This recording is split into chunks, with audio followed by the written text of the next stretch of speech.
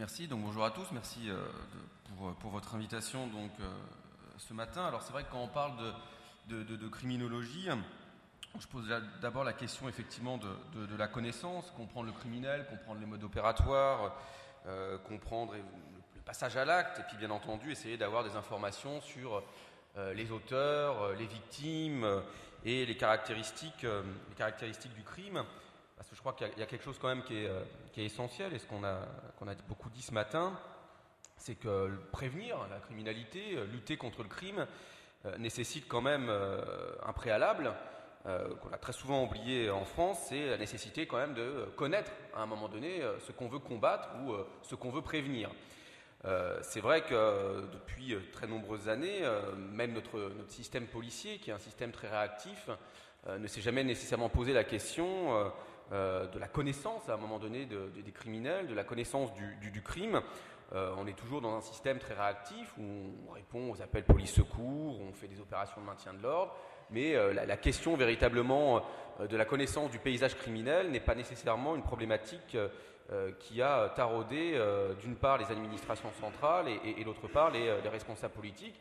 Il suffit pour s'en convaincre de voir que ça fait seulement à peine 2 ans que la direction centrale de la police judiciaire s'est dotée d'un service d'analyse, un peu de prospective du crime organisé. Avant, ça n'existait pas. La police judiciaire traite des affaires, des procédures et des personnes, mais avoir une sorte de vision un peu panoptique du milieu criminel n'était pas dans ses préoccupations. Le politique, c'est un peu la même chose. Et effectivement, Alain Bauer l'a souvent dit, à chaque fois qu'on est auditionné par les responsables politiques suite à un projet ou une proposition de loi qui fait généralement suite à une réaction à un fait divers, les responsables politiques, qu'ils soient députés ou sénateurs, s'étonnent très souvent du peu d'éléments de connaissance dont on peut disposer. Et très généralement d'ailleurs, les textes législatifs sont votés sans véritablement reposer sur une quelconque connaissance de la réalité. Lorsqu'on évoque la réforme de la garde à vue, aucun élément statistique sur la garde à vue. Lorsqu'on a parlé il y a plusieurs années de l'éventuelle hausse de la délinquance ou des crimes contre les personnes âgées, aucun élément véritablement de connaissance scientifique sur cette question-là. La sempiternelle question, les délinquants sont-ils de plus en plus jeunes?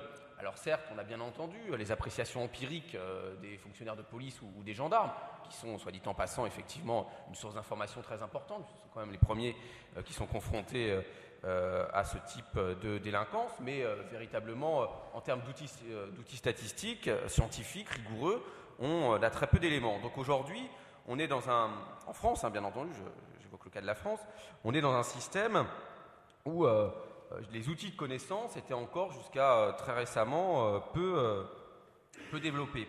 Alors lorsqu'on se pose la question de savoir effectivement comment mieux connaître la réalité criminelle, se pose la question des systèmes de données, des systèmes statistiques, des outils d'information permettant de pouvoir répondre justement à cette question. Et alors cette question de la connaissance de la réalité criminelle va bien entendu, et j'aurai l'occasion d'en dire quelques mots, bien au-delà de la question de la statistique criminelle au sein du débat public et au sein du débat politique.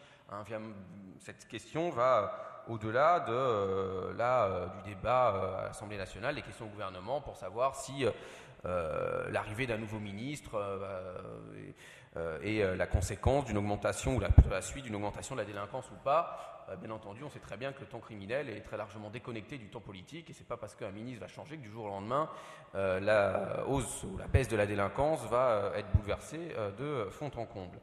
Le deuxième point également lorsqu'on évoque cette question, et c'est ça qui est très important, c'est de savoir effectivement qu'est-ce qu'on appelle aujourd'hui la délinquance, qu'est-ce qu'on appelle aujourd'hui la criminalité dans notre pays. Alors il y a 2 manières à un moment donné de pouvoir aborder la question de la criminalité et de la connaissance de la criminalité au-delà des études de corps, des études de terrain, des entretiens directifs, semi-directifs avec des auteurs, avec des victimes, qui sont plus des études, je dirais, dans le champ un peu plus sociologique ou criminologique de la délinquance, mais il y a à un moment donné des outils qui doivent nous permettre normalement d'avoir une vision un peu plus large de la réalité criminelle et qui sont donc des outils beaucoup plus statistiques là aussi, qui sont utilisés depuis très longtemps dans la recherche criminologique. Quetelet et Guéry en 1802 ont été quand même les promoteurs de la statistique dans les études criminologiques. Donc il y a deux mécanismes, deux dispositifs. Il y a tout d'abord la statistique administrative, c'est-à-dire la statistique policière, celle que l'on utilise en France maintenant depuis 35 ans pour évaluer l'évolution de la délinquance et même pour évaluer l'efficacité ou l'échec d'une politique publique, pour évaluer les policiers et les gendarmes, pour évaluer un préfet, etc. On se base aujourd'hui sur cette statistique administrative policière. Il y a la statistique administrative judiciaire également, bien entendu, la question liée aux statistiques sur les poursuites pénales ou les condamnations. Et puis il y a le troisième dispositif, qui est celui donc des enquêtes de victimation, des enquêtes générales auprès de la population. Et là aussi, j'en dirai quelques mots tout à l'heure.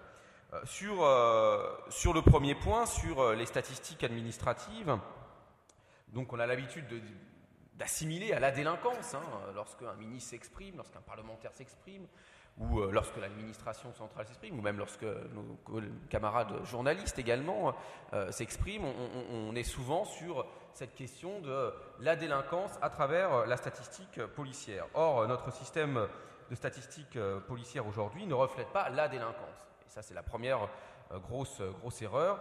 Elle ne reflète ce que veulent bien porter à leur connaissance les victimes, c'est-à-dire les crimes et délits qui font l'objet d'une plainte ou d'une procédure. Et on est très très très très très loin de la réalité de la délinquance telle qu'elle est vécue par les victimes. D'autre part, on est sur un outil administratif policier qui n'englobe pas l'intégralité des crimes et délits commis sur le territoire et même portés à la connaissance des autorités administratives. L'outil statistique policier aujourd'hui ne regroupe pas, par exemple, les délits routiers. Or, la délinquance routière aujourd'hui est une vraie problématique.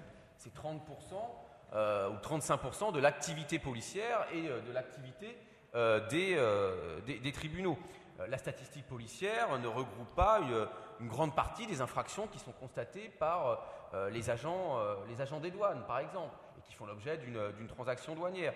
La statistique policière, aujourd'hui, n'enregistre pas l'ensemble des contraventions.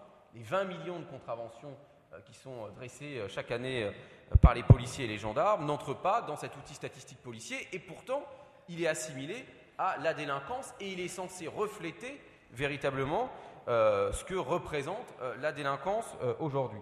D'autre part, cet outil statistique policier va être soumis à de nombreuses influences dans la manière dont il va refléter véritablement les crimes et délits enregistrés par la police et la gendarmerie. Donc, ces nombreuses influences, la première d'entre elles, c'est le comportement de la victime. À un moment donné, vous êtes victime d'une infraction et pour X raisons qui sont très différentes les unes des autres, allant de la peur des présailles à la pudeur pour les infractions sexuelles ou au fait que vous n'avez pas envie d'attendre 3 heures au commissariat parce qu'on vous a volé votre vélo et vous êtes persuadé que votre vélo, de toute façon, on ne le retrouvera pas et donc vous n'avez pas de temps à perdre, vous n'allez pas aller déposer plainte. Donc à un moment donné, cette statistique administrative n'est que le reflet véritablement de la démarche, du comportement de la victime d'une infraction. Le deuxième élément également, c'est que cet outil statistique policier va être le reflet aussi de la pratique d'enregistrement des plaintes par les policiers et les gendarmes. À un moment donné, vous êtes une victime, vous allez aller déposer plainte et vous avez en face de vous un fonctionnaire de police ou un militaire de la gendarmerie qui va avoir comme première mission, bien entendu, de vous écouter et d'essayer de prendre votre plainte, mais également de qualifier les faits. Donc, ce qui va se retrouver dans l'outil statistique policier, c'est la vision, la manière à un moment donné dont le policier et le gendarme va qualifier juridiquement le fait, qui peut être ensuite juridiquement qualifié d'une toute autre manière par le parquet qui, lui, le procureur, a lui la seule compétence véritablement judiciaire pour qualifier les faits. Cet outil statistique policier, il va également être lié, bien entendu, aux orientations qui peuvent être données parfois aux policiers, aux gendarmes, aux orientations pénales. Et lorsque, par exemple, il y a 2 ans, le ministère de la Justice donne des instructions pour que les policiers et les gendarmes n'enregistrent plus en plainte les escroqueries sur Internet commises sans dépossession de la carte bancaire. En gros, c'est vous êtes fait débiter votre compte de 20, 30, 100, 150 euros sans que vous ayez rien acheté. Et aujourd'hui, pour ces faits-là, qui sont très nombreux, qui ont explosé bien entendu avec le développement d'Internet, aujourd'hui, plus aucune plainte n'est prise. Plus aucune plainte n'est prise parce qu'on va vous remettre un petit formulaire qui n'est pas une plainte et on va vous dire, mais de toute façon, comme vous serez obligatoirement remboursé par votre banque de par les dispositions du Code monétaire et financier, vous n'êtes pas victime, c'est la banque qui est victime, vous de toute façon vous allez être remboursé dans la semaine ou dans les 15 jours, et donc c'est à la banque de venir déposer plainte.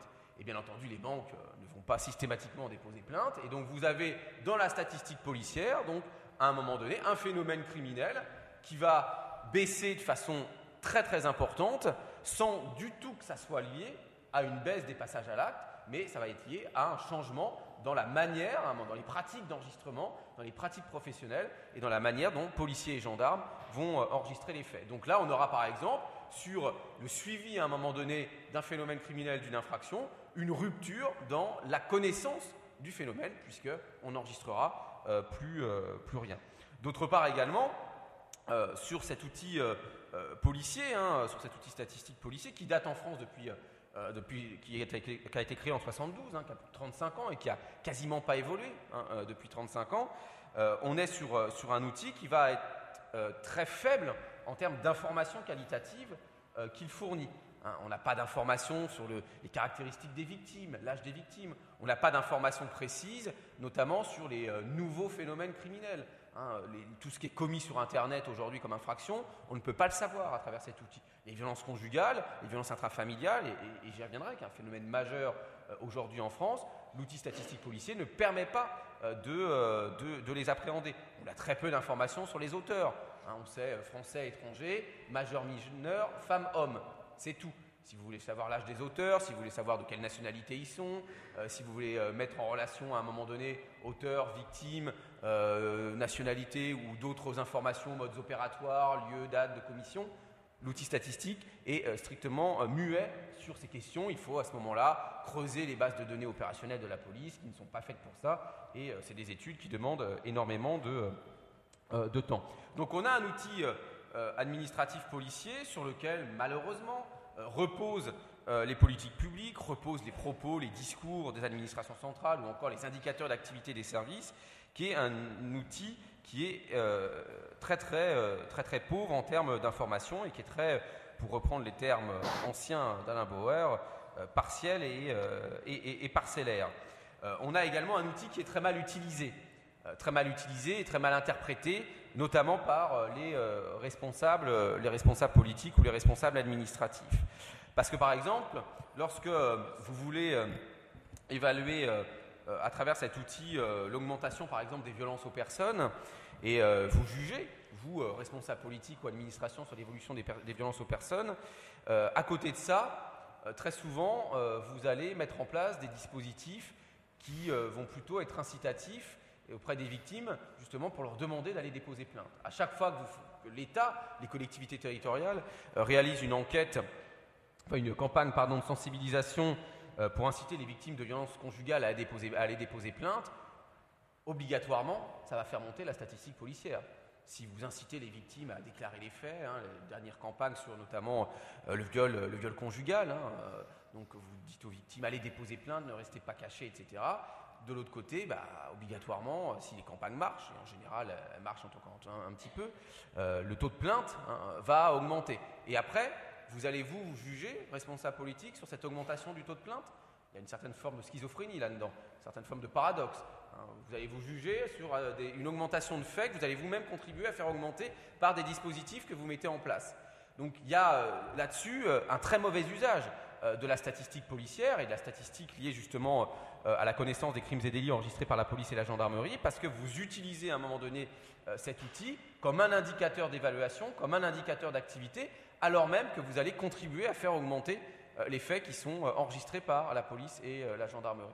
Et ça, les responsables politiques ont beaucoup de mal, à un moment donné, à comprendre que les faits, les crimes et délits enregistrés par la police et la gendarmerie ne peuvent être pris comme des indicateurs d'efficacité de la police ou de la gendarmerie.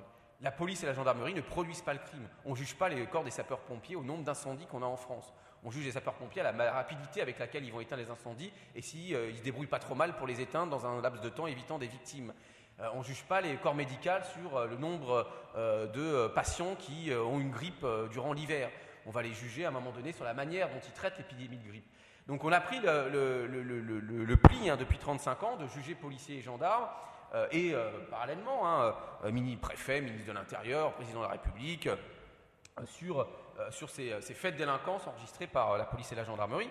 En plus, dans un contexte où là aussi, police et gendarmerie ne sont pas les seuls acteurs prévenant ou luttant contre l'insécurité, contre la délinquance, et que bien entendu la justice, que ce soit le parquet, les magistrats du siège, l'administration pénitentiaire, ont bien entendu un rôle primordial à un moment donné dans le traitement justement de la délinquance à travers, alors je sais que le terme chaîne pénale n'est pas nécessairement apprécié par les autorités actuelles, mais en tout cas à travers la filière pénale, c'est tous ces différents acteurs à un moment donné qui vont agir éventuellement sur le niveau de la délinquance. Mais demain, si vous mettez 10 000 ou 15 000 policiers ou gendarmes de plus dans la rue, alors certes, vous aurez peut-être un petit impact au départ, et encore, toutes les études qui ont été faites dans les pays anglo-saxons, que ce soit aux États-Unis ou au Canada, ont montré justement que le fait de multiplier les patrouilles n'avait pas nécessairement d'impact sur le niveau de la délinquance. Enfin, on peut imaginer, en tout cas, qu'il y aura un petit frémissement peut-être sur la délinquance, mais au final, si derrière vous n'avez pas le nombre de magistrats nécessaires, le nombre de greffiers nécessaires, le nombre d'agents dans l'administration nécessaire pour pouvoir prendre éventuellement en charge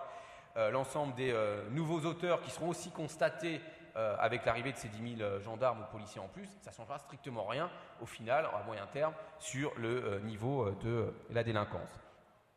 D'autre part, donc, comme je l'ai dit, on a un outil donc, qui est assez faible et qui ne reflète surtout pas donc, le niveau de la délinquance réelle. Donc il faut essayer, pour approcher justement, je dirais, pour avoir une approche plus fine de la criminalité, il faut essayer de trouver d'autres systèmes. Alors là aussi, comme les Américains ont souvent un petit peu, les Anglo-Saxons ont souvent un petit temps d'avance quand même sur la France dans ce domaine-là, dans les années 60, les Américains et puis ensuite les Britanniques, une quinzaine d'années plus tard, ont mis en place un autre dispositif donc, qui s'appelle les enquêtes de victimation. Ces enquêtes de victimation, en France, on en a eu une ou deux tentatives, une ou deux enquêtes qui ont été réalisées dans les années 80 par le CESDIP. Et donc on a mis en place ces enquêtes en France depuis 2007.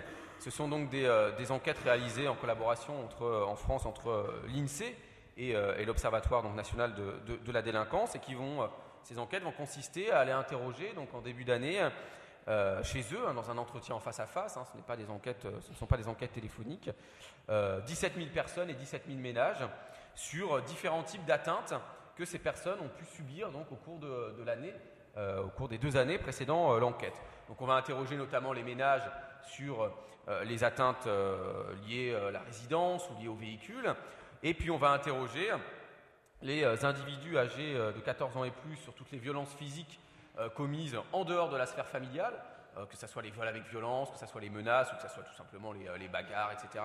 dans la rue. Et ensuite, on a un module qui va nous permettre d'interroger les personnes âgées de 18 à 75 ans sur les violences intrafamiliales et les violences sexuelles. C'est un module sur les violences sensibles, parce qu'il y a un protocole d'enquête particulier. Et 17 000 personnes, comme ça, vont être interrogées sur ces victimations. Et puis, quand les personnes vont répondre qu'elles ont été victimes de telle ou telle infraction, on va ensuite dérouler un certain nombre de questions pour savoir si ces personnes, bien entendu, ont été déposées plainte, si elles ont été déposées plainte, si elles ont été bien accueillies, bien écoutées par les services de police. Et puis ensuite, on va avoir des questions sur les conséquences psychologiques, les conséquences physiques, quand c'est des cambriolages, sur les dommages subis, les biens volés, etc. Donc on va pouvoir comme ça disposer de dizaines et de dizaines d'informations sur les caractéristiques des victimes, qu'on va pouvoir également croiser avec des informations de type socio-économique. Récemment, on a sorti une étude sur les caractéristiques des victimes de violences conjugales, en croisant ces données, notamment avec les niveaux de revenus, avec les catégories socio-professionnelles à laquelle appartenaient les victimes. On va avoir des données sur les caractéristiques éventuellement, les caractéristiques des infractions qui sont commises, et puis on peut même avoir des données sur les caractéristiques des victimes. Puisque par exemple, quand les victimes disent avoir été victimes d'un vol avec violence, on va leur demander, mais l'auteur, est-ce qu'il était plutôt pour vous mineur, majeur, etc. Donc on peut avoir un certain nombre de données de ce type. Alors ces enquêtes vont avoir des objectifs multiples. Le premier objectif, le plus important, c'est justement de connaître la différence entre ce que les victimes déclarent et ce que les victimes vivent. Ce qu'on appelle le taux de plainte, le taux de report. Ce qui nous permet de dire aujourd'hui que 10% des viols font l'objet d'une plainte, que 10% des violences intrafamiliales font l'objet d'une plainte, que 30% des violences physiques hors ménage font l'objet d'une plainte et que 50% des vols avec violence font l'objet d'une plainte. Donc vous voyez bien à travers ces chiffres de taux de plainte qui sont extrêmement faibles, le taux de plainte le plus élevé étant lorsque vous avez fait voler votre véhicule, où là vous êtes obligé d'aller au commissariat pour avoir votre récépissé de dépôt de plainte pour faire rembourser l'assurance, mais un taux de plainte qui n'est même pas de 100%, c'est qui est seulement de 80%. Vous voyez bien que ces taux de plainte extrêmement faibles montrent bien à un moment donné que la statistique administrative n'est que le petit bout de la lorgnette. Pour reprendre une image, on a un iceberg et la statistique administrative, c'est ce qui dépasse du niveau de la mer. Tout le reste, tout ce qui est en dessous du niveau de la mer, c'est justement ce que ne déclarent pas les victimes. Le deuxième objectif de ces enquêtes, c'est de pouvoir à un moment donné comparer la source administrative et comparer la source de victimation. Si ça augmente ou ça baisse dans la statistique policière, est-ce que ça augmente ou ça baisse dans la statistique liée aux enquêtes de victimation. Ainsi, de pouvoir un peu, trancher le débat sur la statistique policière est truquée, elle est manipulée, les politiques donnent des orientations pour ne pas enregistrer tel ou tel fait, etc. Donc de confronter à un moment donné les deux sources en évolution. Et là, par exemple, en France, depuis que l'enquête de victimation existe, les tendances qui sont révélées par l'enquête de victimation confirment les tendances observées par la statistique policière. Alors en évolution, bien entendu, pas en chiffre brut, à cause justement de ces différences de taux de plainte, mais on a deux types d'outils qui donnent les mêmes évolutions en tendance. Le troisième objectif de ces enquêtes de victimation, c'est de pouvoir justement de faire des études un peu qualitatives, c'est-à-dire de sortir de la sempiternelle question est-ce que ça monte, est-ce que ça descend, c'est de pouvoir justement aller au-delà, c'est de pouvoir avoir des informations sur les caractéristiques des victimes, la multivictimation, parce que malheureusement on s'aperçoit que les personnes qui sont victimes sont souvent victimes au cours de l'année, c'est souvent les mêmes. C'est pouvoir aussi avoir des informations sur si le fait d'avoir été victime, est-ce qu'on va changer son comportement, est-ce qu'on va changer ses habitudes, est-ce qu'on va arrêter de prendre le train, est-ce qu'on va arrêter de prendre le métro, etc. Donc d'avoir à un moment donné des éléments d'environnement. Et bien entendu, ces éléments d'environnement, on va les avoir également dans les questions liées au sentiment d'insécurité, liées également à la perception que vont avoir les victimes, mais également les usagers du service public de la sécurité, de l'efficacité des services de police ou des unités de gendarmerie. Ces études ces enquêtes de victimation vont également nous permettre aujourd'hui, de par la faiblesse des systèmes d'information administratifs, de disposer d'informations sur la réalité de certains phénomènes criminels. C'est l'enquête de victimation en 2007 qui a montré que sur 100 victimes se déclarant victimes de violences physiques, 50% de ces violences physiques étaient commises au sein de la sphère familiale. Lorsqu'on évoquait en général les violences physiques dans le débat public, on avait l'impression que c'était souvent les violences physiques dans la rue, le fait de se prendre une claque suite à un regard de travers, etc. Or, il y a autant de violences commises au sein de la sphère familiale que de violences commises dans la sphère publique, sur la voie publique ou dans les lieux publics. Donc, on a aujourd'hui en France, et on est un des rares pays européens à avoir ce système, un double système justement d'approche de la réalité criminelle. C'est-à-dire à travers la statistique policière, qu'il faut continuer bien entendu à utiliser, qui est un outil indispensable, et dans tous les pays au monde, la statistique policière est utilisée, mais elle doit être utilisée pour ce qu'elle est, c'est-à-dire un outil d'enregistrement de l'activité des policiers et les gendarmes, et pas un outil reflétant la délinquance. Et puis on a ce deuxième outil que sont les enquêtes de victimation qui vont nous permettre de compléter. Ce ne sont pas des outils qui doivent se concurrencer, l'un ne doit pas remplacer l'autre, ce sont des outils qui se complètent parce qu'ils ne mesurent pas la même chose. C'est clair que dans l'enquête de victimation, vous n'allez pas mesurer les homicides, parce que les victimes vont avoir du mal à répondre. On ne va pas mesurer non plus la délinquance, les infractions commises contre les personnes morales. En revanche, dans la statistique policière, on va avoir une très bonne connaissance des homicides ou des vols à main armée, qui sont des infractions très bien répertoriées. Donc c'est pour ça qu'on a deux outils à un moment donné qui vont se compléter.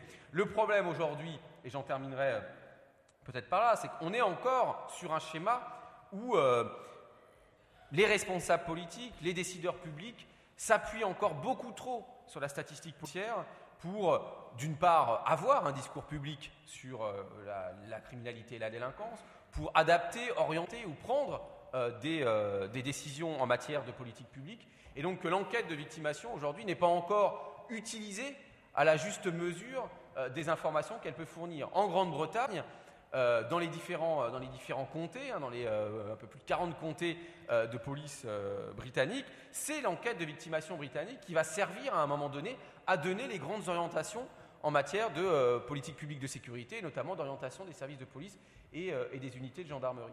Donc aujourd'hui, malheureusement, on a encore un déficit d'utilisation de l'enquête, et on le voit bien à chaque fois qu'il y a des polémiques sur la criminalité.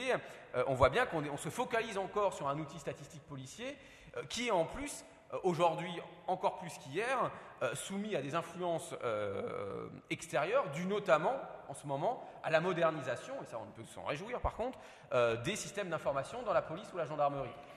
Systèmes d'information qui vont se moderniser pendant 2 ans, qui vont donc donner des à-coups dans la statistique policière, parce que les faits vont être mieux enregistrés, vont être enregistrés automatiquement, donc on n'aura pas éventuellement parfois les petites tentatives de contournement, les petites stratégies d'adaptation visant à ne pas enregistrer certains faits pour faire plaisir au patron, au préfet ou au ministre. Et donc on risque d'avoir dans 2-3 ans des systèmes d'information policiers beaucoup plus fiables d'une part, et surtout beaucoup plus complets là aussi en matière d'information disponible. Mais pendant 2-3 ans, la statistique policière risque de subir des très gros à-coups. C'est ce qu'on connaît en ce moment en zone gendarmerie, avec des augmentations très très importantes depuis 5 mois, notamment par exemple sur les violences sexuelles sur mineurs, qui augmentent de près de 60% en zone gendarmerie en 5 mois. C'est pas dû tout d'un coup uniquement en zone gendarmerie à une arrivée de prédateurs sexuels. Qui serait dit, tiens, on va aller en zone gendarmerie plutôt qu'en zone police, alors qu'en zone police, ça ne bouge pas. C'est dû tout simplement à des modifications dans les systèmes d'information.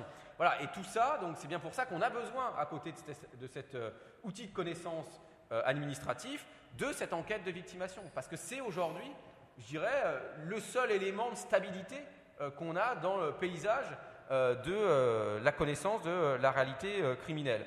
Donc il faut à un moment donné que les journalistes, les responsables politiques, etc., s'emparent justement de l'enquête de victimation pour en faire un complément à l'usage de la statistique administrative avec toutes les limites et les contraintes d'interprétation notamment de cet outil. Donc on est, je dirais, sur le bon chemin, on est sur la bonne voie en France, là encore, la Grande-Bretagne, les Pays-Bas, les États-Unis bien sûr, et la Belgique ont des enquêtes de victimation. La France en a une, donc on est quand même un des rares pays européens à avoir ce dispositif, voulu par le rapport Carèche-Pandreau à la base de la création de l'Observatoire de la délinquance et par Nicolas Sarkozy lorsqu'il est arrivé ministre de l'Intérieur. Donc on a aujourd'hui les moyens véritablement d'avoir une meilleure connaissance de la réalité criminelle. Il faut se donner les moyens de mieux exploiter l'enquête et surtout il faut avoir la volonté de mieux l'utiliser dans le débat public et dans, à un moment donné, la production des normes aussi et des politiques publiques en matière de sécurité. Bon, merci.